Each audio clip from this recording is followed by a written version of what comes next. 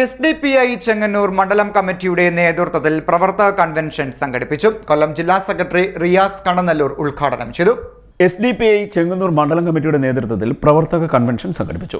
മാന്നാർ വ്യാപാര ഭവനിൽ നടന്ന കൺവെൻഷൻ SDPI കൊല്ലം ജില്ലാ സെക്രട്ടറി റിയാസ് കണ്ണനല്ലൂർ ഉദ്ഘാടനം ചെയ്തു. പ്രതിസന്ധികളിൽ നമ്മൾ തളർന്നു പോയിട്ടില്ല. ഇവിടെ ഇത്രയധികം വേട്ടയാടലുകൾ ഏറ്റുവാങ്ങേണ്ടി വന്ന മറ്റു പ്രസ്ഥാനമൊന്നുമില്ല. ഈ ജില്ലയിൽ നമ്മുടെ പ്രിയപ്പെട്ട സംസ്ഥാന സെക്രട്ടറിക്ക് ജീവൻ കൊടുക്കേണ്ടി വന്നിട്ടുണ്ട്. ധാരാളം പ്രവർത്തകർ ഭരണകൂടത്തിന്റെ വേട്ടയാടലുകൾക്ക് വിധേയമായിട്ട് അവരുടെ ജീവിതം തടവറകളിലേക്ക് മാറ്റിവെക്കേണ്ട സാഹചര്യം ഉണ്ടായിട്ടുണ്ട്. ഇതൊന്നും നമ്മളെ തളർത്തിയിട്ടില്ല.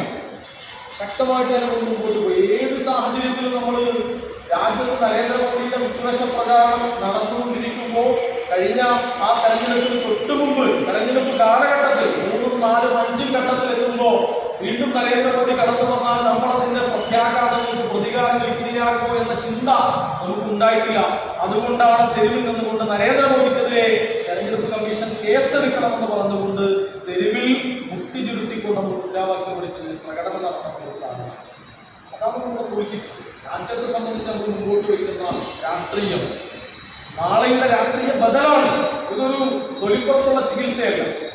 അവർക്ക് പകരം ഇവരെന്ന നിലയിലുള്ള താൽക്കാലികമായ മാറ്റവുമല്ല. സമ്പൂർണമായി രാജ്യത്ത് വിഷപ്പില്ലാത്ത ഭയമില്ലാത്ത ഒരു അന്തരീക്ഷം ഉണ്ടാവണം.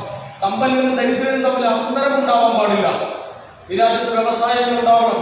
മനുഷ്യ വിഭവശേഷി ഉപയോഗിച്ചുകൊണ്ട് ലോകത്ത് ഏറ്റവും മാതൃകാപരമായി ഏറ്റവും നന്നായി ജീവിക്കാൻ കഴിയുന്ന, ഏറ്റവും നന്നായി വിദ്യാഭ്യാസം നടത്താൻ പറ്റുന്ന, ഏറ്റവും നന്നായി തൊഴിലെടുക്കാൻ പറ്റുന്ന ഒരു രാജ്യം ഇന്ത്യയാണെന്ന് ആഗോളതലത്തിൽ ചർച്ച ചെയ്യപ്പെടുന്നതാണ് ക്ഷേമരാഷ്ട്ര സങ്കല്പം.